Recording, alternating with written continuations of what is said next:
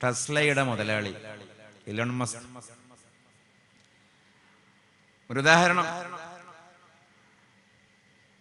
അയാളെപ്പറ്റി ഒരു ആത്മകഥ എഴുതാൻ തുനിഞ്ഞു അമേരിക്കയിലുള്ള ചരിത്രകാരൻ. അപ്പൊ ആൾക്കാർ ചോദിച്ചു, ഇലോൺ മസ്ക് മരിച്ചിട്ടില്ലല്ലോ, നിങ്ങൾ ഇപ്പോഴേ എന്തിനാണ് അദ്ദേഹത്തിന്റെ ചരിത്രം എഴുതുന്നത്? അതിന് അദ്ദേഹം കൊടുത്ത മറുപടി, ഭൂമിയിലെ ഒരു സാധാരണക്കാരനായ മനുഷ്യനല്ല ഇദ്ദേഹം.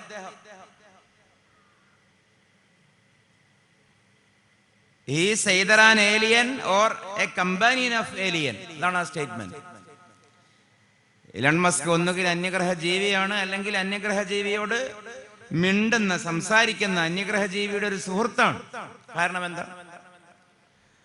സാധാരണക്കാര് ചിന്തിക്കാത്ത കാര്യങ്ങളാണ് അദ്ദേഹം ചിന്തിക്കുന്നത്, സാധാരണക്കാര് പറയാത്ത കാര്യങ്ങളാണ് അദ്ദേഹം പറയുന്നത്. ബഹിരാകാശത്തേക്ക് ടൂറ് പോവുക,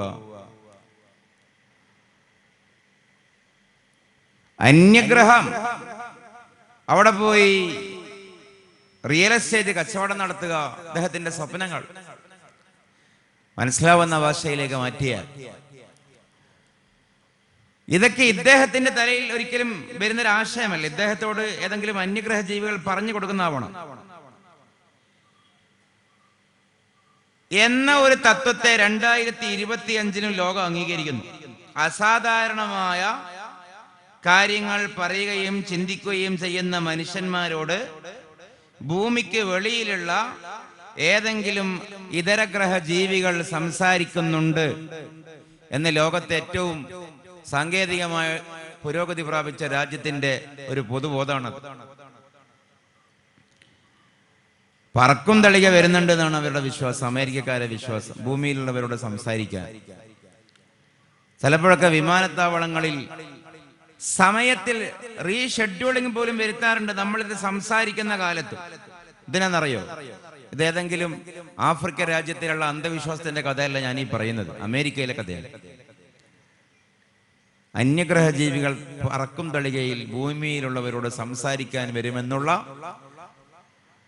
പ്രവചനങ്ങളെ മുൻനിർത്തിയിട്ട് നവാദോ ട്രയാങ്കിൾ, പ്രോഹിബിറ്റഡ് 51 ഏരിയ, ആ ഭാഗങ്ങൾ ശ്രദ്ധിക്കുന്നവർക്കറിയാം. ചുരുക്കത്തിൽ അസാധാരണമായ കാര്യങ്ങൾ പറയുകയും ചിന്തിക്കുകയും ചെയ്യുന്ന ആളുകൾ, അവരോട് ആകാശത്ത് നിന്ന് ആരോ വന്ന് സംസാരിക്കുന്നുണ്ട് എന്ന് ഈ കേവലം നമ്മളെപ്പോലുള്ള ഒരു മനുഷ്യൻ മാത്രമായി ഇലോൺ മസ്ക്. അദ്ദേഹത്തിന് ഭാവി അറിയില്ല, ഭൂതം അറിയില്ല, വർത്തമാനകാലം അറിയില്ല. നമ്മളെ പോലെ തന്നെ പരിമിതികളുണ്ട്. അദ്ദേഹം വിചാരിക്കാത്ത രീതിയിൽ പൈസ കിട്ടിയിട്ടുണ്ട്, അതുകൊണ്ട് അദ്ദേഹം പലതും ചെയ്യുന്നു എന്ന് മാത്രം. അങ്ങനെയുള്ള ഒരു മനുഷ്യനെ കുറിച്ച് പോലും ഈ ധാരണ ലോകത്തിന് വെച്ച് പുലർത്താമെങ്കിൽ, ഏത് ധാരണ? ഭൂമിക്ക് വെളിയിൽ നിന്ന് ആരോ വന്ന് ഇദ്ദേഹത്തോട് സംസാരിക്കുന്നുണ്ട് എന്ന് വിശ്വസിക്കാമെങ്കിൽ, 2000 കൊല്ലം കഴിഞ്ഞാൽ ഭൂമിയിൽ സംഭവിക്കുന്ന കാര്യം പ്രവചിച്ച് ശരിപ്പെടുത്തിയ, 3000 കൊല്ലം മുമ്പ് ഭൂമിയിൽ സംഭവിച്ച ചരിത്രം വിശദീകരിച്ച് ശരിയാണെന്ന് ബോധ്യമായ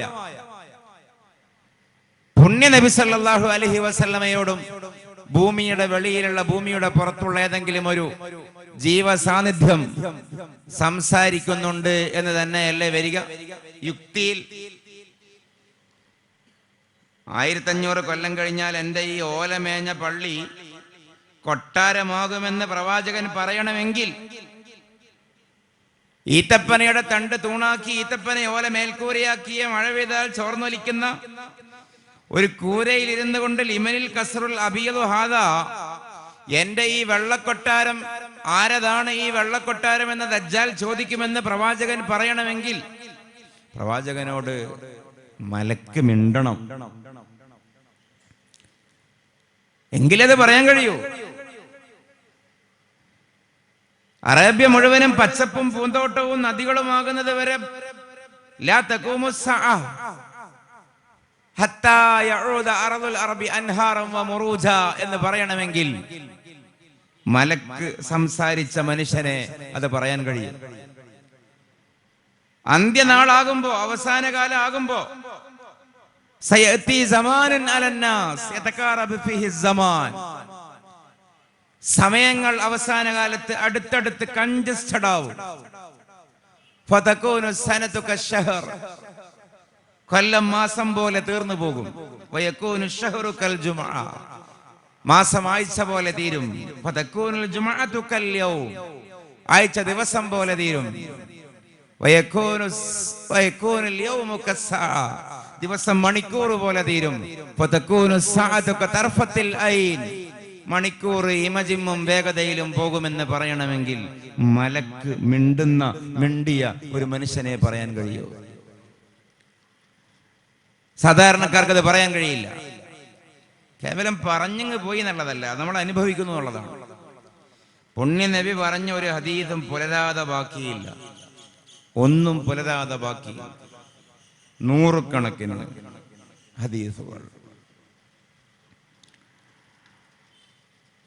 അപ്പൊ ഞാൻ ആമുഖമായി പറഞ്ഞത് അൽ ഇസ്ലാം, ഇസ്ലാം എന്ന് പറഞ്ഞാൽ അത്തസ്ദീഖ് ബിമാ ജാഅ ബിഹി നബിയു സല്ലല്ലാഹു അലൈഹി വസല്ലം എന്നാണ് എന്ന് നാം വിശ്വസിക്കുന്നതിന്റെ കാര്യം സ്വമേധയാ ഒന്നും പറഞ്ഞിട്ടില്ല.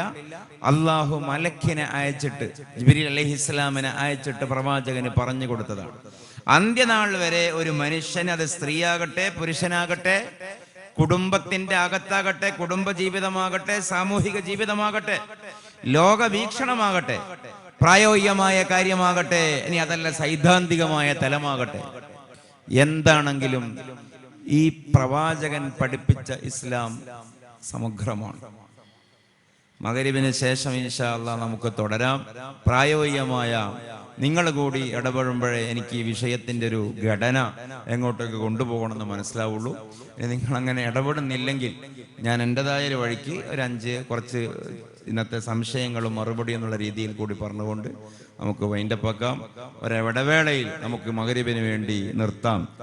സല്ലല്ലാഹു അലാ മുഹമ്മദ് സല്ലല്ലാഹു അലൈഹി വസല്ലം. ഇൻഷാ അല്ലാഹ് കാണാം.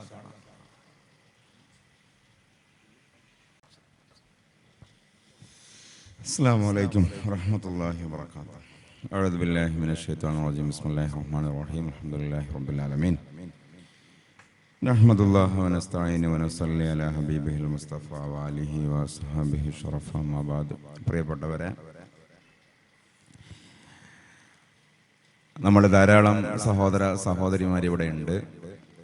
ഇതൊരു കേവലം ഒരു പ്രസംഗം, ഒരു ചോദ്യോത്തരം അല്ലെങ്കിൽ ഒരു പൊതുപരിപാടി. അതിനപ്പുറം ഇതിന് ശക്തമായൊരു ആത്മീകമായൊരു ഉദ്ദേശമുണ്ട്.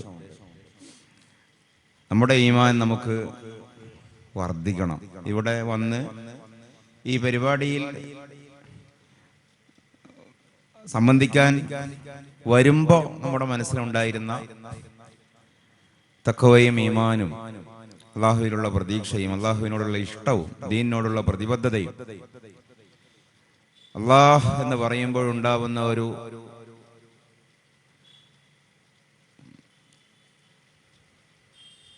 ആവേശവും ഇവിടുന്ന് പോകുമ്പോൾ അതിനേക്കാൾ ഉണ്ടാകണം. വരുമ്പോഴുണ്ടായിരുന്നതിനേക്കാൾ കൂടുതൽ ഉണ്ടാകണം. അങ്ങനെയാണെങ്കിൽ ഈ പരിപാടി ജയിച്ചു. അത് ഒരാൾക്കാണെങ്കിലും ജയിച്ചു. ഒരാൾക്ക്, ഇനി ഒരാൾക്ക് അങ്ങനെ ആകുന്നില്ല, ആരാൾക്കാണെങ്കിലും ജയിച്ചു. ഈ ശബ്ദം, ഈ ലൈറ്റ്, ഈ സ്റ്റേജ്, ഈ അധ്വാനം, ബഹുമാനപ്പെട്ട പ്രസിഡന്റ് പറഞ്ഞു, നിയാസ്ക പറഞ്ഞു, പലരും പറഞ്ഞു, മാസങ്ങളുടെ ആഴ്ചകളുടെ അധ്വാനമാണ്. ധാരാളം സംഘാടകർ, ചെയർമാൻ, കൺവീനർ, ഇതിന്റെ ഒപ്പം നിൽക്കുന്ന ആളുകൾ, ഉസ്താദുമാർ, ഈ മാസത്തെ അധ്വാനം ജയിച്ചു. ലഅൻ യഹ്ദിയല്ലാഹു ബിക റജുലൻ വാഹിദൻ ഖൈറുൽ ലക മിനദ് ദുനിയ വമാ ഫിഹാ എന്ന് സയ്യിദന മുഹമ്മദുൻ റസൂലുള്ളാഹി സ്വല്ലല്ലാഹു അലൈഹി വസല്ലം അലി ഇബ്നു അബീ ത്വാലിബ് റളിയല്ലാഹു അൻഹുവിനോട് പറയുകയുണ്ട്. താങ്കൾ കാരണത്താൽ ഒരു മനുഷ്യന് സന്മാർഗം ലഭിക്കുക എന്നുള്ളത്, താങ്കൾ കാരണം ഒരു മനുഷ്യന് സന്മാർഗം ലഭിക്കുക എന്നുള്ളത് ഈ ഐഹിക ലോകത്തെക്കാളും അതിലുള്ള സർവ്വതിനേക്കാളും അലി താങ്കൾക്ക് ഉത്തമമാണ് എന്നാണ് പറഞ്ഞത്. അപ്പൊ അതുകൊണ്ട് അള്ളാഹു നമ്മുടെ ഈമാൻ വർദ്ധിപ്പിച്ച് നൽകട്ടെ എന്ന് ദുആ ചെയ്യുകയാണ്. ഇവിടെ വന്നിരിക്കുന്ന എല്ലാ ആളുകളും ഒരുപാട് മരണപ്പെട്ടവരാണ്. ഉപ്പ മരിച്ച ആളുകൾ, ഉമ്മ മരിച്ച ആളുകൾ, ഉപ്പയും ഉമ്മയും മരണപ്പെട്ടവർ, പാപ്പ മരണപ്പെട്ടവർ, ഉമ്മാമ മരണപ്പെട്ടവർ. ഇവിടെ അങ്ങനെ തന്നെയല്ലേ പറയാ. ധാരാളം ആളുകൾ മരണപ്പെട്ടവർ. അവരുടെ മക്കളാണ് നമ്മൾ, പേരക്കുട്ടികളാണ് നമ്മൾ. അവർക്കൊക്കെ അള്ളാഹു മർഹമത്തും മഗ്ഫിറത്തും പ്രദാനം ചെയ്യട്ടെ. നിങ്ങളിൽ നിന്ന് മരണപ്പെട്ടവരെ നിയ്യത്ത് വെക്കുക. ഒരു ഫാത്തിഹ ഓതിയിട്ട് നമുക്ക് രണ്ടാമത് തുടങ്ങാം. ആരുടെയൊക്കെ ഹദ്റത്തിലേക്കാണോ നിയ്യത്ത് വെക്കുന്നത് അവരുടെയൊക്കെ ഹദ്റത്തിലേക്ക് നിങ്ങൾ മനസ്സിൽ വെക്കുക. ഞാൻ എൻ്റെ ഒരു 7, 8, 9 മാസം മുമ്പ് മരണപ്പെട്ട എൻ്റെ ഉപ്പയാണ് ഞാൻ നിയ്യത്ത് വെക്കുന്നത്. നിങ്ങളെ ഉപ്പാനെ നിയ്യത്ത് വെക്കണം. നിങ്ങളെ ഉപ്പമാരെയും നിങ്ങളെ ഉമ്മമാരെയും നിങ്ങളിൽ നിന്ന് മരണപ്പെട്ടവരെ ഞാനും മനസ്സിൽ കരുതിയിട്ട് അൽ ഫാത്തിഹ. അഊദു ബില്ലാഹി മിനശ് ശൈത്വാനിർ റജീം. ബിസ്മില്ലാഹിർ റഹ്മാനിർ റഹീം. അൽഹംദുലില്ലാഹി റബ്ബിൽ ആലമീനിർ റഹ്മാനിർ റഹീം മാലികി യൗമിദ്ദീൻ.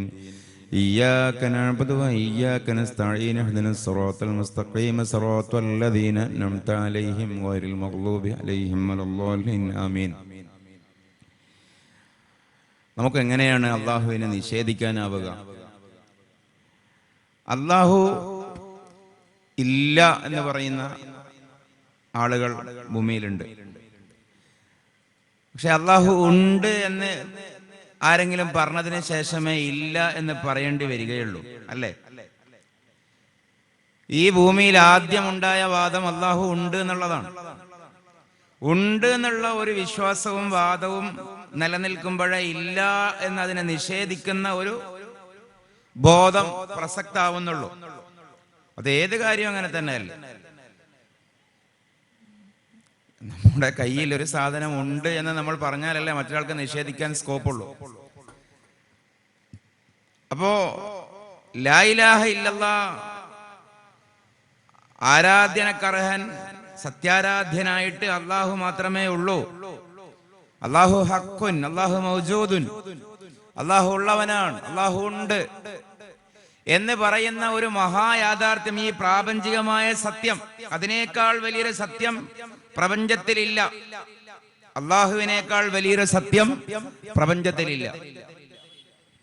അള്ളാഹു ഉണ്ട് എന്നുള്ള വാദം ലോകത്ത് വന്നതിന് ശേഷമേ അള്ളാഹു ഇല്ല എന്നുള്ള വാദം വന്നിട്ടുള്ളൂ എന്ന് ഞാൻ പറഞ്ഞതിന്റെ താല്പര്യം, ആദ്യത്തെ മനുഷ്യന്റെ അകത്ത് പോലും ഉണ്ടായിരുന്ന ബോധമാണ് ഇതിനൊരു പ്രപഞ്ചത്തിനൊരു പടച്ചവൻ ഉണ്ടാവണം എന്നുള്ളത്. പ്രപഞ്ചത്തിനൊരു പടച്ചവനില്ല, ലോക സ്വയം സ്വമേധയാ ഉണ്ടായതാണ്, അല്ലെങ്കിൽ എങ്ങനെയോ ഉണ്ടായതാണ്, അറിയില്ല എന്നൊക്കെ പറയുന്ന ആളുകൾ ഓരോന്നിനും കൃത്യമായ വിശദീകരണം തരേണ്ടി വരും. നോക്കൂ, അള്ളാഹുവിനെ മനസ്സിലാക്കാൻ ഒരു ഉദാഹരണം പറഞ്ഞുകൊണ്ട് പറയാമെന്ന് കരുതിയതാണ്. ഈ പ്രപഞ്ചത്തിന്റെ, ഈ പ്രകൃതിയുടെ താളം അത് വെറുതെ ഉണ്ടാകുമോ? നിലവിൽ നമ്മുടെ ഈ പരിസ്ഥിതി മാത്രം ആലോചിച്ചു. സൂര്യൻ നിലവിലുള്ളതിനേക്കാളും കൂടി കുറച്ച് പൊക്കം എന്ന് പറഞ്ഞാൽ അകലം കൂടുതലായിരുന്നുവെങ്കിൽ ഇവിടെ പഠിക്കുന്ന കുട്ടികളിൽ എന്ത് സംഭവിക്കും? ഭൂമി മുഴുവനും ഐസായി പോകുമായിരുന്നു. ഒന്നുകൂടി അകലത്തായിരുന്നുവെങ്കിലോ മുഴുവനും കരിഞ്ഞു പോകുമായിരുന്നു. നിലാവ്, ചന്ദ്രൻ നിലവിലുള്ളതിനേക്കാൾ ഒന്നുകൂടി അകലത്താണെങ്കിൽ ഭൂമിയിൽ മുഴുവനും വേലിയിറക്കായിരിക്കും. കടല് താഴ്ന്ന് പോയി ഭൗമോപരിതലത്തിൽ ഒരു തുള്ളി വെള്ളം കിട്ടില്ല. നിലവിലുള്ളതിനേക്കാൾ ചന്ദ്രൻ കുറച്ചുകൂടി അടുത്താണെങ്കിലോ ഭൂമിയിൽ മുഴുവനും വേലിയേറ്റായിരിക്കും. ഒരു കര കിട്ടില്ല, മുഴുവനും വെള്ളമായിരിക്കും, കടല് മാത്രമായിരിക്കും. ഭൂമിയുടെ ചെരിവ് 23 ഡിഗ്രി ചെരിഞ്ഞിട്ടാണ് ഭൂമി നിൽക്കുന്നത്. ഭൂമി നേരെ കുത്തനെ വടക്കോട്ടേക്ക് പൊങ്ങി നിൽക്കുകയല്ല. ചെരിഞ്ഞിട്ടാണ് നിൽക്കുന്നത്. ആ ചെരിവ് കൊണ്ടാണ് ഭൂമിയിൽ കാലാവസ്ഥാ വ്യതിയാനങ്ങൾ, ഋതുഭേദങ്ങൾ ഉണ്ടാവുന്നത്.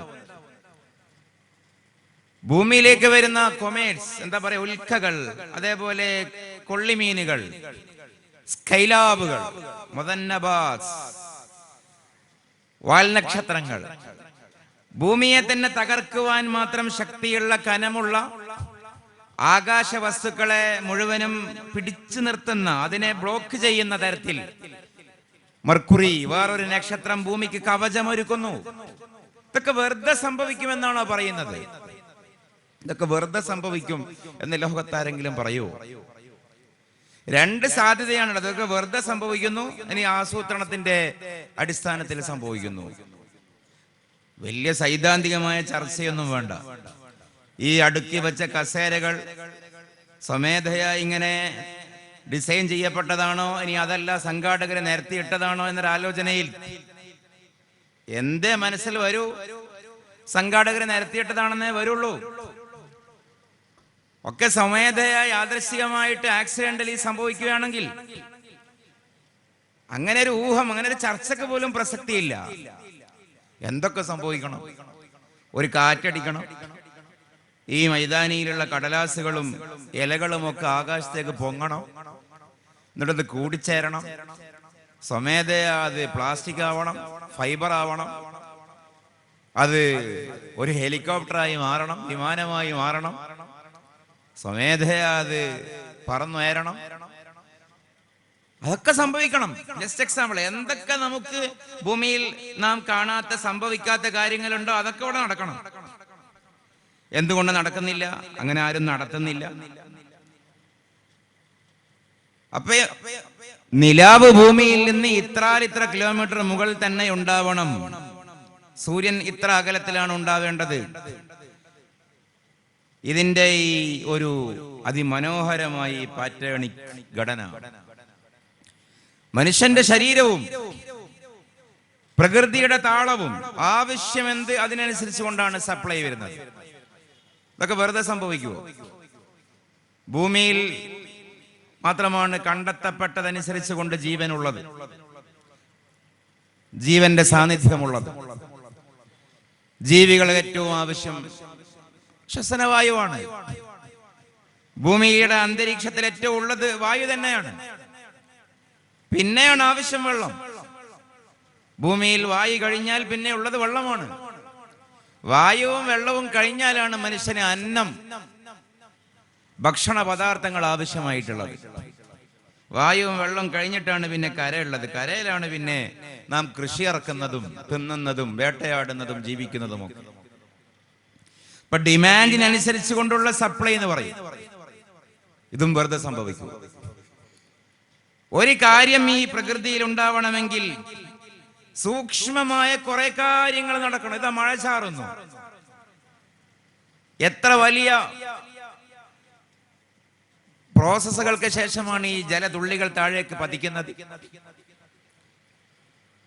കടല് പരക്കണം, വെയിൽ ഉദിക്കണം, കടല് തിളക്കണം, വെള്ളം ബാഷ്പീകരിക്കപ്പെട്ട് വാതകമായി മുകളിലേക്ക് പോകണം, അത് മുകളിൽ തമ്പടിച്ച് നിൽക്കണം, അതിനെ കാറ്റ് വന്ന് അളക്കണം. അങ്ങനെയൊക്കെ ആകുമ്പോഴേ ഇതിവിടെ മഴ പെയ്യും. ഇനി അത് ഓരോ നാട്ടിലും ഓരോ കാലാവസ്ഥയിലുമുള്ള വ്യത്യാസങ്ങൾ ഓരോന്നോരോന്ന് പറയുകയല്ല. മനുഷ്യന്റെ ശരീരം, അതിമനോഹരമായ ശരീരം, ഏറ്റവും അഴകാർന്ന ശരീരം. ഞാനിത് പറയുമ്പോൾ എൻ്റെ വാക്കുകൾ നിങ്ങൾ കേൾക്കുന്നത്, എനിക്ക് പറയാൻ പറ്റുന്നത്, എൻ്റെ തൊള്ളയിൽ ഉമനീര് പൊടിയുന്നത്, ഈ ഉമനീര് മാത്രം ആലോചിച്ച് നോക്കൂ. എൻ്റെ വായയിൽ ഈ ഉമനീര് പൊടിയുന്നില്ലായിരുന്നുവെങ്കിൽ ഒരു 30 സെക്കൻഡ് നേരത്തേക്ക് ഈ ഷുഗറൊക്കെ ഡൗൺ ആയാൽ ഉള്ളൊരവസ്ഥയുണ്ടല്ലോ.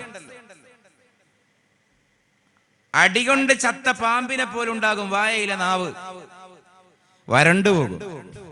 ഇടത്തോട്ടേക്കും വലത്തോട്ടേക്കും ചായാതെ ചെരിയാതെ നമ്മുടെ വായയിൽ ഇപ്പൊ ഞാനിട്ട് അലക്കുന്ന, സംസാരിക്കാൻ വേണ്ടി നിഷ്പ്രയാസം ഞാൻ ചലിപ്പിക്കുന്ന എന്റെ നാവ് 1 കിൻഡൽ കനം, അതിലേറെ ഭാരം എനിക്ക് തോന്നും. പൊങ്ങില്ല, എൻ്റെ നാവ് എനിക്ക് പൊങ്ങില്ല. ഒറ്റ കാരണമേ ഉള്ളൂ, നാവ് ഉണങ്ങിപ്പോയി. ഞാൻ അറിയാതെ ഉമിനീര് പൊടിയുകയാണ്, ഒരു ചെലവും കൊടുക്കാതെ. ഈ ഗ്രൈൻഡറൊക്കെ വരുന്നതിന് മുമ്പ് ഈ നാടൻ അമ്മിയില്ലേ, നാടൻ അമ്മിയിൽ അമ്മിയും അമ്മിക്കുട്ടിയും നമ്മുടെ പഴയ തലമുറ ഉമ്മാമ്മമാരൊക്കെ അരക്കുമ്പോ ആ മാവിലേക്ക് ഇങ്ങനെ കിണ്ണത്തിൽ നിന്ന് ഈ അമ്മിയുടെ അരികെ, സാധാരണക്കാർക്ക് മനസ്സിലാവാൻ ഉദാഹരണം പറയുക, കൈ കിണ്ണത്തിൽ മുക്കിയിട്ട് ഇങ്ങനെ കുടയല്ലോ, വെള്ളം കുടയല്ലോ, ഇതിനാണത്, ഇത് അരയാൻ. ഇത് പൊടിഞ്ഞു പോവരുത്, ദോശക്കുള്ള മാവായിട്ട് കിട്ടണം. അതിനു വേണ്ടിയാണ് ഗ്രൈൻഡറിൽ നാം ഓൾറെഡി വെള്ളം ഒഴിക്കുകയാണ്. നാം ഇത് ചവച്ചരക്കുന്ന സാധനം ഡയജഷന് പാകപ്പെട്ട രീതിയിലാവാൻ എന്തൊക്കെ, കേവലം ഉമിനീര് മാത്രമല്ല, താഴോട്ട് പോകുമ്പോൾ അത് ദഹിപ്പിക്കാൻ ആവശ്യമായി എന്തൊക്കെ ജനറേറ്റ് ചെയ്യപ്പെടുന്നു. ഇനി ഉമിനീര് പൊടിയുന്ന നാവിൽ നിന്ന് ഒരു വിരല് കൊണ്ട് സൂക്ഷ്മമായി നഖം കൊണ്ട് നമ്മൾ നാവുമ്മലൊന്നും അരുതിയാൽ, യാ അല്ലാഹ്, ഒന്നിങ്ങ് മാന്തിയാൽ പിന്നെ ഉമിനീരല്ല വരുന്നത്, ചോരയാണ്. ഒരു തൊലിയുടെ വ്യത്യാസമില്ല, ഒരു സൂക്ഷ്മ സ്ഥലം, ഒരു ചർമ്മം പോലും ഇല്ല, കാണത്തക്ക നിലയിൽ ഒരു ചർമ്മം പോലും ഇല്ല. നാം ഉമിനീര് പൊടിയുന്ന കേന്ദ്രത്തിൽ നഖം കൊണ്ടൊന്ന് കോറിയാൽ ശക്തമായിട്ടൊന്നും മാന്തണ്ട, പിന്നെ വരുന്നത് ചോരയാണ്. ഈ രക്തത്തിനും ഉമിനീരിനും ഇടയിലുള്ള വ്യത്യാസം എത്ര കലാത്മകമാണ്, എത്ര കരവിരുതാണ്, സൃഷ്ടി വൈഭവമാണ്. ശ്വാസോച്ഛ്വാസം. ഉറങ്ങുമ്പോ ഏതെങ്കിലും ഹാർട്ട് പണിമുടക്കിയാൽ ആരെങ്കിലും ഉണരുവോ? നമ്മൾ അറിയാതെ, നമ്മൾ അറിഞ്ഞുകൊണ്ട് ചെയ്യേണ്ട സംഗതിയും അള്ളാഹു ശരീഅത്തിൽ വെച്ചു, അറിയാതെ ചെയ്യേണ്ടതും വെച്ചു. പക്ഷെ അതിന്റെ ഒരു വൃത്തി, അറിയാണ്ട് ചെയ്യേണ്ടതൊക്കെ അള്ളാഹു പ്രകൃത്യാ ചെയ്യിപ്പിക്കുകയാണ്.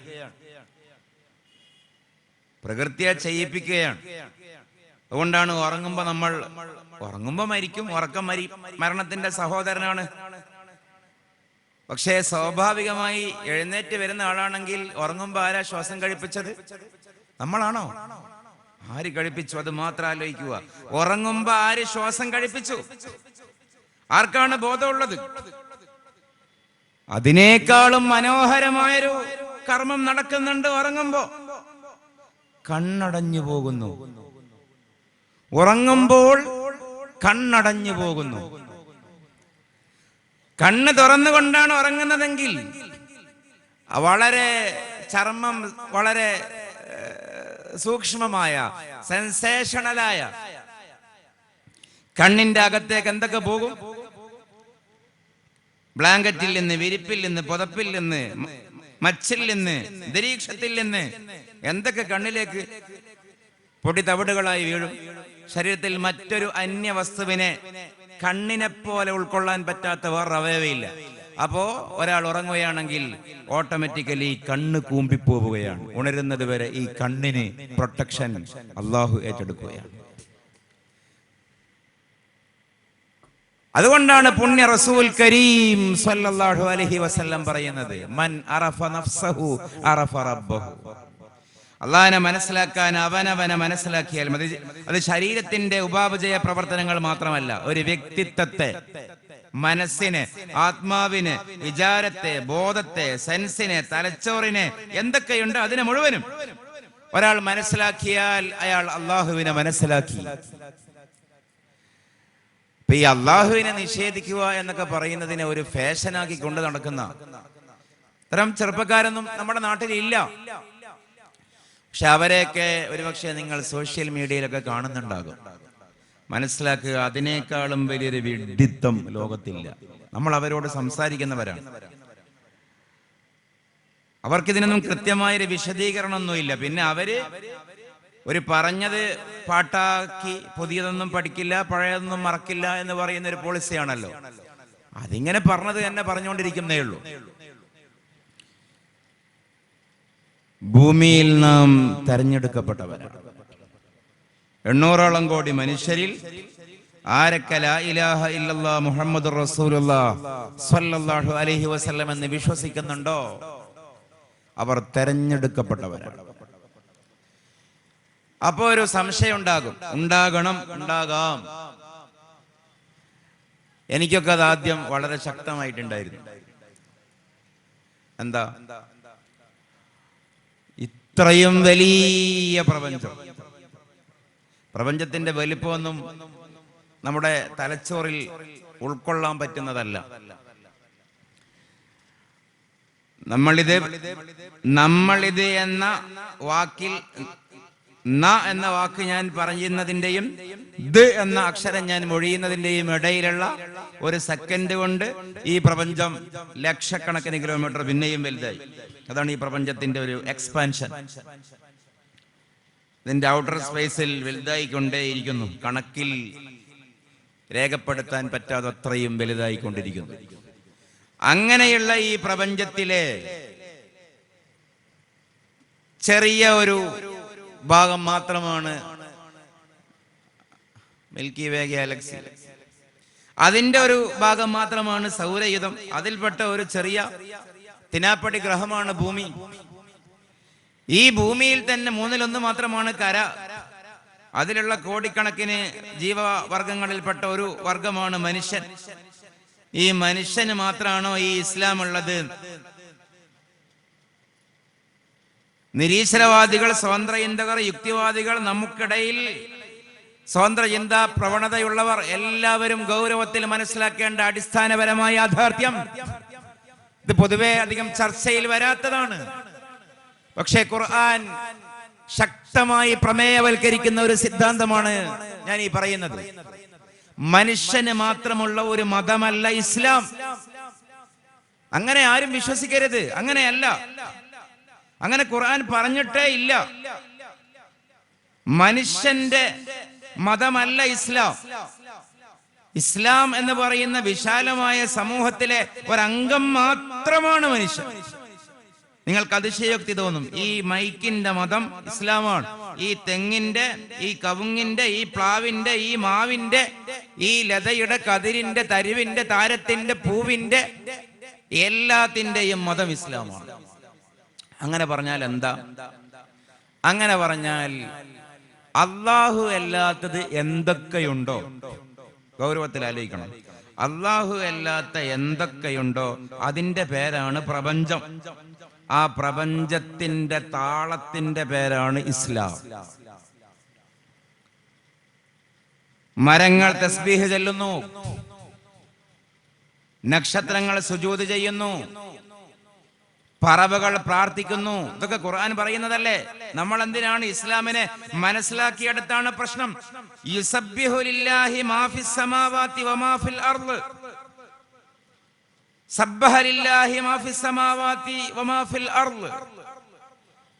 ഖുർആനിൽ എത്രയോ സമാനമായ വചനങ്ങളുണ്ട്. ആകാശഭൂമികളിലുള്ള, വാനഭുവനങ്ങളിലുള്ള, സൂക്ഷ്മവും സ്ഥൂലവുമായിട്ടുള്ള, വലുതും ചെറുതുമായ എല്ലാ വസ്തുക്കളും, ജീവനുള്ളതും ജീവനില്ലാത്തതുമായ സകലതും അള്ളാഹുവിനെ തസ്ബീഹ് ചെയ്തുകൊണ്ടിരിക്കുന്നു. ഈ മരപ്പന്ത് ചെയ്യുന്നത് ഇസ്ലാമിന്റെ കാഴ്ചപ്പാടിൽ, ഈ തെങ്ങ്, എന്റെ മുമ്പിലുള്ള ഈ തെങ്ങിന്റെ ജോലി ഇപ്പൊ എന്താണ്? യുസബ്ബിഹു ലില്ലാഹി മാ ഫിസ് സമാവാതി വമാ ഫിൽ അർള്. അത് തസ്ബീഹിലാണ്. കുല്ലുൻ ഖദ് അലിമ സ്വലാത്തഹു വ തസ്ബീഹഹു. എല്ലാം അതിന് മുമ്പ് പറഞ്ഞ വാക്ക് വത്തൈറു സ്വാഫാത്തി, പക്ഷങ്ങൾ ഉയർത്തി പ്രകൃതിയിലൂടെ പാറുന്ന പറവകൾ. ഖുല്ലുൻ, പറവകളും പറവകളല്ലാത്തതുമായ സർവ്വതും, ചരാചര പ്രപഞ്ചത്തിലെ സകലതും, ഖദ് അലിമ സ്വലാത്തഹു, അതിന് അതിൻ്റെതായ ഒരു നമസ്കാരമുണ്ട്. വതസ്ബീഹഹു, അതിൻ്റെതായ ഒരു ദൈവിക സങ്കീർത്തനമുണ്ട്. ഇപ്പൊ മനുഷ്യന്റെ മതമാണ് ഇസ്ലാം എന്നുള്ള കാഴ്ചപ്പാട് കൊണ്ടാണ് കുറെ സംശയങ്ങൾ ഉണ്ടാവുന്നത്. മനുഷ്യൻ തലമറക്കുന്നുണ്ടോ, തലമറക്കുന്നില്ലേ? വലത് കാലാണോ മുന്തിക്കുന്നത്, ഇടത് കാലാണോ മുന്തിക്കുന്നത്? ഇതൊക്കെ നോക്കലാണോ ഈ അള്ളാഹുവിന്റെ ജോലി? ചിലപ്പോഴൊക്കെ ചിലയിടങ്ങളിൽ നിന്ന് കുട്ടികൾ ചോദിക്കാറുണ്ട്. അപ്പൊ അവര് വിചാരിച്ചേക്കുന്നത് മനുഷ്യന്മാരുടെ മാത്രം കസ്റ്റോഡിയനാണ് അള്ളാഹു എന്നുള്ളതാണ്. ഒരിക്കലുമല്ല, ഒരിക്കലുമല്ല, ഒരിക്കലുമല്ല. പ്രപഞ്ചത്തിന്റെ കസ്റ്റോഡിയനാണ്. ഇപ്പോഴും നാം മഗ്‌രിബ് കഴിഞ്ഞിട്ടാണ് വരുന്നത്. ഒരു ദിവസം 17 തവണ പാരായണം ചെയ്യൽ നിർബന്ധമായ, അല്ലേ? 17 റക്അത്ത് വാജിബാണ്. മസ്ബൂക്ക് അല്ലാത്തയാൾ 17 തവണ പാരായണം ചെയ്യൽ നിർബന്ധമായ സൂറത്താണ് ഉമ്മുൽ കിതാബായ വിശുദ്ധ ഖുർആന്റെ മാതാവായ സൂറത്തുൽ ഫാത്തിഹ. സൂറത്തുൽ ഫാത്തിഹ എങ്ങനെയാണ് ആരംഭിക്കുന്നത്? ബിസ്മില്ലാഹിർ റഹ്മാനിർ റഹീം. പിന്നെ പറയുകയാണ് അൽഹംദുലില്ലാഹി, സർവസ്തുതിയും അല്ലാഹുവിനാണ്. എങ്ങനെയുള്ള ആരായ അല്ലാഹു? റബ്ബിൽ ആലമീൻ, സർവപ്രപഞ്ചങ്ങളുടെയും രക്ഷിതാവായ. ഏതാണ് ഈ സർവപ്രപഞ്ചങ്ങൾ? മൾട്ടിവേഴ്സ് ആകാം. നമ്മൾ പറയും തൊഴിലാളികളുടെ പ്രപഞ്ചം, മുതലാളിമാരുടെ പ്രപഞ്ചം, കുട്ടികളുടെ പ്രപഞ്ചം, കലാകാരന്മാരുടെ പ്രപഞ്ചം, സാഹിത്യകാരന്മാരുടെ പ്രപഞ്ചം, പണ്ഡിതന്മാരുടെ പ്രപഞ്ചം, രാഷ്ട്രീയക്കാരുടെ പ്രപഞ്ചം. മനുഷ്യർക്കിടയിൽ കുറെ പ്രപഞ്ചങ്ങളുണ്ട്. ജീവികൾക്കിടയിൽ പ്രപഞ്ചമുണ്ട്. മനുഷ്യന്റെ പ്രപഞ്ചം, ഉറുമ്പിന്റെ ലോകം പറയാറില്ലേ, പക്ഷികളുടെ ലോകം, മൃഗങ്ങളുടെ ലോകം, സിംഹത്തിന്റെ ലോകം, ആനയുടെ ലോകം, കടുവയുടെ ലോകം, പറവയുടെ ലോകം, പിന്നെയോ നക്ഷത്രങ്ങളുടെ ലോകം, ഗ്രഹങ്ങളുടെ ലോകം, ഉപഗ്രഹങ്ങളുടെ ലോകം, താരാപഥങ്ങളുടെ ലോകം, ആകാശലോകം, വാനലോകം, പ്രാപഞ്ചിക ലോകം. ഇതൊക്കെ പെട്ടു ആലമീൻ. അതിന്റെയൊക്കെ റബ്ബാണ് അല്ലാഹു. അല്ലാതെ എന്റെയും നിന്റെയും നമ്മുടെയും നിങ്ങളുടെയും നാഥന്റെ പേര് മാത്രമല്ല അല്ലാഹു. പൂച്ചയുടെ ഇലാഹിന്റെ പേരാണ് അല്ലാഹു. പുലിയുടെ ഇലാഹിന്റെ പേരാണ് അല്ലാഹു. തുടങ്ങി നീലത്തിമിംഗലത്തിന്റെ നാഥന്റെ പേരാണ് അല്ലാഹു. പോയി സൗരയുധത്തിന്റെ ഉടമസ്ഥന്റെ പേരാണ് അല്ലാഹു. കയറി ഗാലക്സിയുടെ ഉടമസ്ഥന്റെ പേരാണ് അല്ലാഹു. അതിലും മീതെ പ്രപഞ്ചത്തിന്റെ നാഥന്റെ പേരാണ് അല്ലാഹു. ആ അല്ലാഹുവിന്റെ ജോലി എന്താണ്? മനുഷ്യനെ നോക്കൽ മാത്രമല്ല. ഞാൻ ഇത് പറഞ്ഞതിനെ അറിയോ? ഇസ്ലാം ഒരു വലിയ കൺസെപ്റ്റാണ്, ഒരു ചെറിയ സാധനമല്ല. പ്രാപഞ്ചിക വീക്ഷണം എന്ന് പറയും. ഇതിനോടൊരു ബഹുമാനം. അതുകൊണ്ടാണ് ഈ 21-ാം നൂറ്റാണ്ടിലും ഇത് സജീവമായി നിൽക്കുന്നത്. കഴിഞ്ഞ നൂറ്റാണ്ട് കുറെ ആള് പറഞ്ഞു ഈ നൂറ്റാണ്ടിൽ ഇത് ഉണ്ടാകൂല, ഈ നൂറ്റാണ്ടിൽ ഇത് ഉണ്ടാകൂല എന്ന് പറഞ്ഞ ആൾക്കാരും അവരെന്ന് ജീവിച്ച പ്രത്യയശാസ്ത്രവും ഈ നൂറ്റാണ്ടിലില്ല. ഇസ്ലാം ഇവിടെ ബാക്കിയാണ്. ശരിക്കും നിങ്ങൾ ഗൗരവത്തിൽ ആലോചിച്ച് നോക്കൂ. നമുക്ക് ആലോചിക്കേണ്ടതല്ലേ? ഇതല്ലേ നമ്മൾ ആലോചിക്കേണ്ടത്? രണ്ട് തത്വം നമുക്ക് ഒരിക്കലും നമ്മൾ മറക്കരുത്. ഒന്ന്, ഞാനിപ്പോ പറഞ്ഞു, ഞാൻ ഷോർട്ടാക്കുന്നു. ഒന്ന്, ഇസ്ലാം മനുഷ്യന്റെ മതമല്ല. മനുഷ്യന്റെ മതമല്ല മീൻസ് മനുഷ്യന്റെ മാത്രം മതമല്ല, പ്രപഞ്ചത്തിന്റെ മതമാണ്. രണ്ടാമത്തേത്, ഇസ്ലാം ആരംഭിക്കുന്നത് അഷ്റഫുൽ ഖൽഖ് മുഹമ്മദ് റസൂലുള്ളാഹി സ്വല്ലല്ലാഹു അലൈഹി വസല്ലം മുതലല്ല. ഇത് പൊതുസമൂഹം വെറുതെ തെറ്റിദ്ധരിക്കുകയാണ്. ഇസ്ലാമിന്റെ സ്ഥാപകനാണ് മുഹമ്മദ് നബി എന്ന് ഇപ്പോഴും ഇല്ലേ സ്കൂൾ പാഠപുസ്തകത്തിൽ? സല്ലല്ലാഹു അലൈഹി വസല്ലം ഇസ്ലാമിന്റെ സ്ഥാപകനല്ലല്ലോ. ഒന്നാമത്തെ മനുഷ്യനാണ്, മനുഷ്യരിലെ ഒന്നാമത്തെ മുസ്ലിം. ആന്ത്രോപോളജിക്കലി ഒന്നാമത്തെ ഹോമോസാപ്പിയനാണ് ഒന്നാമത്തെ മുസ്ലിം. ആ മനുഷ്യനെ നമ്മൾ സെമിറ്റിക്കലി പേരിട്ടു ആദം അലൈഹിസ്സലാം. മിൻ ആദമ ബദഅൽ ഇസ്ലാം. ആദം മുതലാണ് മനുഷ്യനിലുള്ള ഇസ്ലാം ആരംഭിച്ചത്. നബി സല്ലല്ലാഹു അലൈഹി വസല്ലം മുതലല്ല. ആ പ്രവാചക പരമ്പരയുടെ സമ്പൂർത്തീകരണമാണ് റസൂൽ കരീം സല്ലല്ലാഹു അലൈഹി വസല്ലം. അപ്പൊ പ്രപഞ്ചത്തിന്റെ മതം ഒന്നാമത്തെ മനുഷ്യൻ മുതലുള്ള വിശ്വാസം. പക്ഷെ ഇന്നും ആളുകൾക്ക്, കുറെ ആളുകൾക്ക് ഇത് ഇഷ്ടമില്ല. അതൊരു സത്യമാണ്. പക്ഷെ ഈ ഇഷ്ടക്കേട് ആർക്കിടയിൽ മാത്രമാണ്? കുഫർ എന്ന് പറയുന്ന, നൺ ഇസ്ലാം എന്ന് പറയുന്ന ടെൻഡൻസി മനുഷ്യർക്കിടയിലും, സമയമുണ്ട് നമുക്ക് വിശദീകരിക്കാം, ഭൂതങ്ങൾക്കിടയിലും മാത്രമാണ്. കുഫർ എന്ന് പറയുന്ന സാധനമുള്ളത് മനുഷ്യർക്കിടയിലും ഭൂതങ്ങൾക്കിടയിലും മാത്രമാണ്. ബാക്കി ഒന്നിന്റെ ഇടയിലും കുഫറില്ല. ഒക്കെ മുസ്ലിങ്ങളാണ്. ഇത് ഖുർആനാണ് ഞാൻ ഈ പറയുന്നത് അല്ലേ. എന്തിനും രണ്ട് കാരണങ്ങൾ ഉണ്ടാകും എന്നുള്ളതാണ്.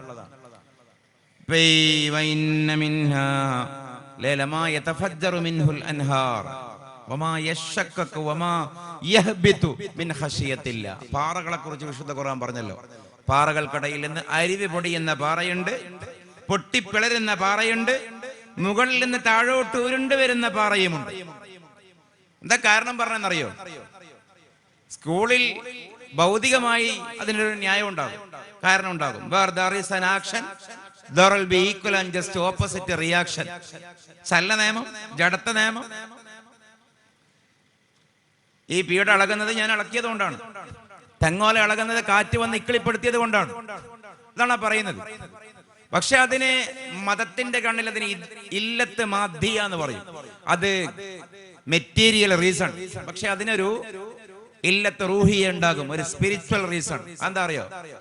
അത് തഹ്ലീലിൽ താളം പിടിക്കുന്നതാണ്. വെള്ളിയാഴ്ചരാവും തിങ്കളാഴ്ചരാവും പള്ളിയിൽ നാം അല്ലെങ്കിൽ നാം വ്യക്തി ജീവിതത്തിൽ തഹ്ലീൽ ചെല്ലുമ്പോൾ ഈ സിമെന്റിന്റെ സ്തൂപം പോലെയല്ലല്ലോ നമ്മൾ ചെല്ലാറുള്ളത്. കുറച്ചൊക്കെ ചെല്ലിയാൽ ലാ ഇലാഹ ഇല്ലല്ലാഹ് ഇല്ലല്ലാഹ് ഇല്ലല്ലാഹ് ഇല്ലല്ലാഹ് ലയം താളം രാഗത്തിൽ വരും, ആടും ഇളകും എന്ന് പറഞ്ഞതുപോലെ ഈ പ്രപഞ്ചത്തിന്റെ പ്രകൃതിയുടെ താളവും ലയവും രാഗവുമാണ്. തസ്ബീഹിലുള്ള താളവും ലയവും രാഗവുമാണ് പ്രകൃതി പ്രതിഭാസങ്ങൾ എന്ന് ഹുജ്ജത്തുൽ ബാലിഗയിൽ ഷാ വലിയുല്ലാഹി ദഹ്ലവി പറയുന്നത്. വിശുദ്ധ ഖുർആൻ അത് സൂചിപ്പിക്കുന്നത് കൊണ്ടാണ്. വിശുദ്ധ ഖുർആൻ പറഞ്ഞു, ഈ പാറയിൽ നിന്ന് അരുവി പൊടിയുന്നത് ലമാ യതഫജ്ജറു വമാ യശഖഖു, പൊട്ടിപ്പിളരുന്നത്, വമാ യഹ്ബിതു, വേറെ പാറകൾ മുകളിലും താഴോട്ട് ഉരുണ്ട് വീഴുന്നു. കാരണം പറയുന്നു മിൻ ഖശ്യത്തില്ലാഹി, ആ പാറകൾ അല്ലാഹുവിനെ ഭയന്നതിനാൽ. ഇത് വിശ്വസിക്കുന്നവന്റെ പേരാണ് മുസ്ലിം. ഇത് ഖുർആനാണ്. പാറയിൽ നിന്ന് അരുവി പൊടിഞ്ഞത്, പാറ പിളർന്നത്, പാറ ഉരുണ്ട് വീഴുന്നത്. ചില ആളുകൾക്ക് ഒരു ആർഗ്യുമെന്റ് ഉണ്ടാകും, ഈ ഉസ്താക്കന്മാരും പുരോഹിതന്മാരും പറയുന്നത് നമ്മൾ തള്ളും. ഫിഖ് ഒന്ന് പോടപ്പാ, അതൊന്നും ഇന്നത്തെ കാലത്ത് വേണ്ട. പറഞ്ഞ് ഹദീസും അത് റസൂല് പറഞ്ഞതല്ലേ. ലാസ്റ്റ് ബാക്കിയാവുന്ന ഒരു സാധനമുണ്ട്, ഖുർആൻ. ഖുർആനിലുണ്ടോ? ഓക്കെ, എന്നെങ്കിൽ ഇത് ഖുർആനിലുള്ളതാണ്. പാറ പൊട്ടുന്നത്, പാറ പിളരുന്നത്, പാറയിൽ നിന്ന് ഉറവ പൊടിയുന്നത്, പാറ ഉരുളുന്നത്, കാറ്റടിക്കുന്നത്, തെങ്ങ് ഇളകുന്നത്, മിൻ ഖശ്യത്തില്ലാ, അത് ദൈവപ്രോക്തങ്ങളായിട്ടുള്ള ദൈവിക സങ്കീർത്തനത്തിന്റെ ഭാഗമായിട്ടുള്ള അള്ളാഹുവിനെ വിധേയപ്പെടുന്നതിന്റെ ഭക്തിയുടെ വഴിയാലുള്ള അതിന്റെ പ്രതീകാത്മകമായിട്ടുള്ള അനുരണനങ്ങളാണ് എന്ന് വിശുദ്ധ ഖുർആൻ. ഞാൻ സമയമെടുത്ത് പറഞ്ഞെന്താ വെച്ചാൽ എന്താണ് ഇസ്ലാം എന്ന് മനസ്സിലാവാനാണ്. ഇസ്ലാം പ്രപഞ്ചത്തിന്റെ താളമാണ്. ഒന്നാമത്തെ മനുഷ്യന്റെ മുതലുള്ള മനുഷ്യർക്കിടയിലുള്ള വിശ്വാസവും പ്രപഞ്ച വീക്ഷണവുമാണ്. 2, ഇതിനെ എങ്ങനെ മനസ്സിലാക്കണമെന്ന് ചോദിച്ചാൽ അത് എന്റെ യുക്തിയല്ല, നിങ്ങളുടെ യുക്തിയല്ല, മാലോകര യുക്തിയല്ല. അത് അത്തസ്ദീഖ് ബിമാ ജാഅ ബിഹിൻ നബിയ്യു സ്വല്ലല്ലാഹു അലൈഹി വസല്ലം. മഗ്‌രിബിന്റെ മുമ്പ് നമ്മൾ പറഞ്ഞു, റസൂലുള്ളാഹിന്റെ വർത്തമാനമാണ് ഇസ്ലാമിന്റെ പ്രമാണം. അങ്ങനെ നമ്മൾ ഇസ്ലാം മനസ്സിലാക്കിയാൽ കുറെ വിശാലമായി പറയേണ്ടി വരും. ഞാൻ ചോദിക്കട്ടെ, ഇപ്പോ ഇസ്ലാം വിമർശിക്കുന്ന, നേരത്തെ ഇവിടെ ഉസ്താദ് ഒരു കാര്യം പറഞ്ഞല്ലോ, എക്സ് മുസ്ലിങ്ങൾ. ആ വാക്ക് തന്നെ ലോകത്തേറ്റവും നിരർത്ഥകമായൊരു വാക്കാണ്, നിരർത്ഥകമായൊരു പ്രയോഗമാണ്. ഇസ്ലാമിനോട് യോജിപ്പില്ലാത്തതിന്റെ പേരിലും ഇസ്ലാം ഒരു ചീത്ത വിശ്വാസമായതിന്റെയും പേരിലാണല്ലോ അവര് ഈ മതം വിട്ടത്. പിന്നെ എന്തിനാണ് അവർ എക്സ് എന്നുള്ളൊരു വാല് വെക്കുന്നത്? എനിക്ക് മനസ്സിലായില്ല. ഇപ്പൊ എക്സ് MLA എന്ന് പറയും. എന്തുകൊണ്ടാ?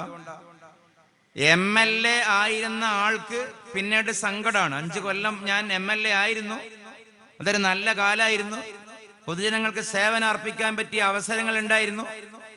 ഇപ്പൊ ഞാൻ ആ പഴയ ആ കാലത്തെ മുൻകാല പ്രാബല്യത്തിൽ ഒരു പുതിയ ഡെസിഗ്നേഷൻ വെച്ച് നടക്കുകയാണ്. നല്ല ഓർമ്മ എക്സ് MLA, എക്സ് MP, അങ്ങനെ എക്സ് മിനിസ്റ്ററും അങ്ങനെ. ഒരു നല്ല കാലം അവസാനിച്ചിട്ട് ആ നല്ല ഓർമ്മയിൽ ജീവിക്കുമ്പോഴാണ് പൊതുവെ നാം അങ്ങനെ ഒരു അഫിക്സും സഫീസും ഒക്കെ വാക്കിന്റെ കൂടെ വെക്കുക. ഇവര് മതം വിട്ടതെന്തിനാ? ഇസ്ലാം മോശമായിട്ട്, മുസ്ലിങ്ങൾ നല്ലവരല്ലാത്തതിനാൽ. എന്നിട്ട് പറയാണ് എക്സ് മുസ്ലിം. അത് തന്നെയാണ് വലിയ വൈരുദ്ധ്യം. ഇസ്ലാം ഒരു മോശം കാര്യമാണെങ്കിൽ, മുസ്ലിം ഒരു മോശം വാക്കാണെങ്കിൽ, എക്സ് എന്ന വാക്ക് അവിടെ പറയരുത്. അതാണ് അതിന്റെ ഭാഷാ നിയമം, അതാണ് അതിന്റെ ഒരു ഉപയോഗ നിയമം. ഏതൊരു ഉസ്താദ് ഉദാഹരിക്കുന്നത് കേട്ടു. ഈ കാഷ്ടത്തെ കുറിച്ച് എക്സ് ബിരിയാണി എന്ന് പറയോ? മുൻ ബിരിയാണിയാണല്ലോ ഇപ്പൊ കാഷ്ടം, മുൻ ജ്യൂസാണല്ലോ ഇപ്പൊ മൂത്രം. അപ്പൊ മൂത്രത്തെ കുറിച്ച് എക്സ് ജ്യൂസ് എന്നാരെങ്കിലും പറയോ? ബിരിയാണിയെ ഉദ്ദേശിച്ചുകൊണ്ട് കാഷ്ടത്തെ കുറിച്ച് എക്സ് ബിരിയാണി എന്നാരെങ്കിലും പറയോ? ഇല്ലല്ലോ. അതേപോലെയാണെങ്കിൽ ഒരു മോശം വസ്തുവാണല്ലോ ഇവരെ വിശ്വാസത്തിൽ ഇസ്ലാം, മുസ്ലിം. പിന്നെ എങ്ങനെയാണ് എക്സ് ഇസ്ലാം എക്സ് മുസ്ലിം എന്ന് പറയാം? അപ്പൊ ഞാൻ ആ ഉസ്താദ് പ്രയോഗം നടത്തിയത് കൊണ്ട് പറഞ്ഞതാണ്. മതം വിട്ടിട്ടും മതത്തിൽ ഒട്ടിപ്പോയ ഒരു കൂട്ടർ എന്ന് പറയാം. അവരും ഏതിനെ കുറിച്ച് തന്നെയാണ് ചർച്ച ചെയ്യുന്നത്? ഇസ്ലാമിനെ കുറിച്ച്. ഈ മഹത്തായ വേദിയിൽ അവരെ പേരൊന്നും നമ്മൾ പറയണ്ട, നിങ്ങൾ ഓർത്തോക്ക്, ഓരോരുത്തരെയും പേരോർത്തോക്കൂ. അവരെങ്ങനെ ഒരുപക്ഷെ കഞ്ഞി പോലും കുടിക്കുന്നത് ഇസ്ലാം വിമർശനം നടത്തിയിട്ട്. യൂട്യൂബ് വരുമാനം കിട്ടണം, ഫേസ്ബുക്ക് വരുമാനം കിട്ടണം, ലൈവ് നടത്തണം. ഇസ്ലാം ഇല്ലെങ്കിൽ അവർക്ക് പോലും സാമൂഹികമായൊരു പ്രസക്തിയില്ല.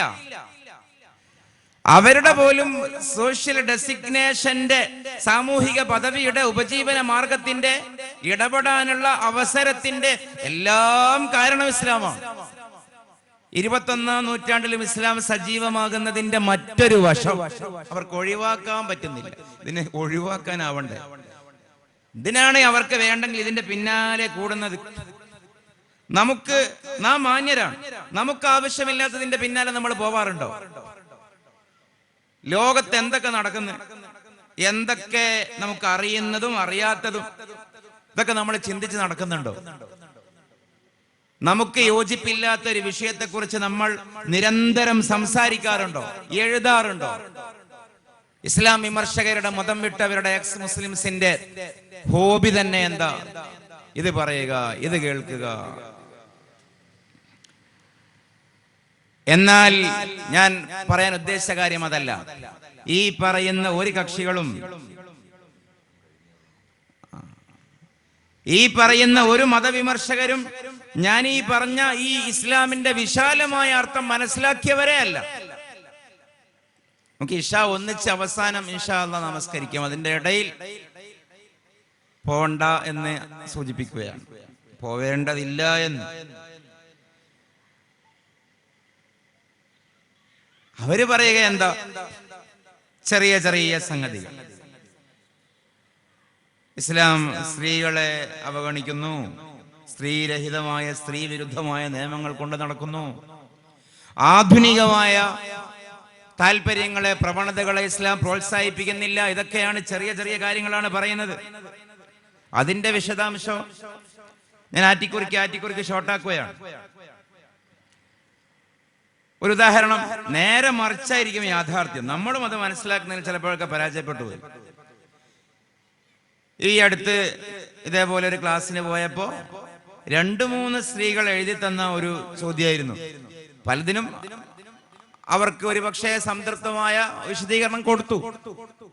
പക്ഷെ 2-3 സ്ത്രീകൾ തന്നൊരു സ്ലിപ്പായിരുന്നു. ഈ അടുത്തൊരു ദിവസമാണ് ഇസ്ലാമിലെ ഇദ്ദ. പൊതുവെ ആ വിഷയം പറയില്ല. എക്സാമ്പിൾ, ഭർത്താവ് മരിച്ചാൽ 4 മാസവും 10 ദിവസവും ഭാര്യ ദീക്ഷാകാലം ആചരിക്കണം. ഗർഭിണിയാണെങ്കിൽ പ്രസവിക്കുന്നത് വരെ. ഇതൊരു കാടൻ നിയമമല്ലേ? റിയലി ആലോചിച്ച് നോക്കൂ, അതിന്റെ മറുവശം ആലോചിച്ച് നോക്കൂ.